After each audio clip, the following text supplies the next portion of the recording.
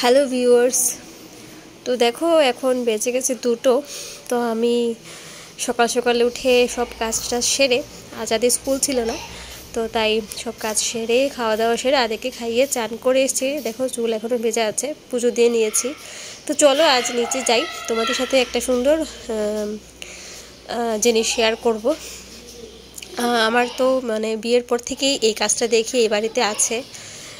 তো অনেক সময় মনে হয় না যে গাছ তো নেই, গাছ শেষ হয়ে গেছে, আর হয়তো বা গাছটা পাওয়া যাবে না, কিন্তু এরকম না।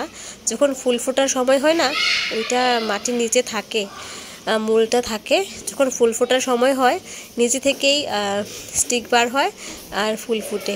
তো এটাতে পাতা বিশেষ হয় না। তোমরা ফুলটা কে কী নামে চেনো আমাকে বলবে। তো দেখো আমি নিচে চলে এসেছি এখন, আর এখানে নয়নতারাগুলো বেশ বড় বড় হয়েছে। গ্রাউন্ডে থাকলে কাজ সত্যি খুব ভালো হয়। দেখতে পাচ্ছ কত বড় হয়েছে কাজটা, আমার সমান হয়ে গেছে। তো এখানে দেখো এই যে এই ফুলগুলোর কথা বলছিলাম।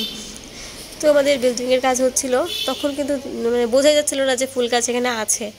কিন্তু এখন ফুল ফোটার সময়, এটা এখন ফ্লাওয়ারিং টাইম, এটাকে রেন লিলিও বলে থাকে, যেহেতু বৃষ্টির টাইমে হয়। দেখতে পাচ্ছ 3টে ফুল পুরোপুরি বড় বড় হয়ে ফুটেছে। তো নিজে থেকেই স্টিক বার হয়ে ফুল ফুটছে আর কি। আর রঙটা কী কালার হবে জানি না, এটা নতুন লাগানো হয়েছে। আমি টপটা এনে দিয়েছিলাম, শাশুড়ি মা লাগিয়েছে। আর এইখানে দেখো আরেকটা ফুল আছে পেছনে, এই দেখো খুব সুন্দর লাগে এই ফুলগুলো দেখতে একদম ব্রাইট কালার, গার্ডেনের শোভা বাড়িয়ে দেয়। খুব সুন্দর ফুলগুলো। আর ওই দেখো এখানে আরেকটা উঠছে, এটা এখনও ভালোভাবে ফোটেনি, এরকম থাকে দেখতে পাচ্ছ, স্টিকটা এরকম থাকে আর গ্রাউন্ডের মধ্যে থাকে এটার মূলটা। তো ওইটা থেকে স্টিক বার হয় আর ফুল ফোটে ফ্লাওয়ারিং সিজনে।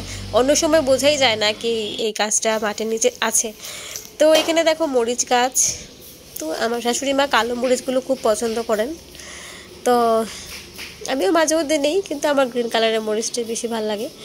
তো এখানে এই মরিচগুলো কিন্তু হয় বেশি, এটা বলতে হবে।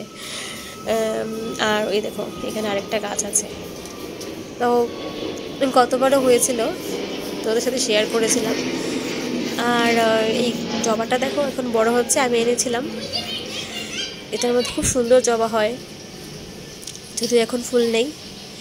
আর লাউ গাছটা তোমাদের দেখিয়েছিলাম, এখন তো প্রচুর মানে বাড়িতেই লাউয়ের শাক খাওয়া হচ্ছে। আর ছোট ছোট লাউ এসেছে, কুড়ি মাত্র, তো হবে কতটুকু জানি না। আমরা সবাই অপেক্ষা করছি, বাড়ির জিনিস হলে খুব ভালো লাগে তাই। তো চলো তোমাদের দেখাবো একটা সুন্দর জিনিস পেছনে হয়েছে, এখন বড় বড় হয়ে গেছে। তো দেখতে পাচ্ছ ঘরের পেছনে চলে এসেছি, পেছন দিকটায় এখানেও জবা ফুলের গাছ রয়েছে। তো বাড়ির ফুলের কোনো অভাব হয় না। দেখতে পাচ্ছ গ্রাউন্ডেও আছে জবা ফুলের গাছ। আর নয়নতারা তো সারা বাড়িই ছড়িয়ে আছে। এই যে দেখতে পাচ্ছ এগুলো কত সুন্দর হয়েছে। আমার না এগুলো খেতে ভীষণ ভালো লাগে, একটু টকটক হয়, পাকলে পর ভীষণই ভালো লাগে আমার।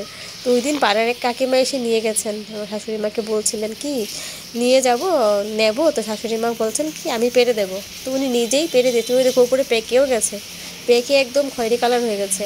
আর একটু লাল লাল থাকে যখন আধ পাকা থাকে, ওইটা আমার খেতে ভীষণ ভালো লাগে। তো এসেছি কিছু তুলে নিয়ে যাব খাওয়ার জন্য।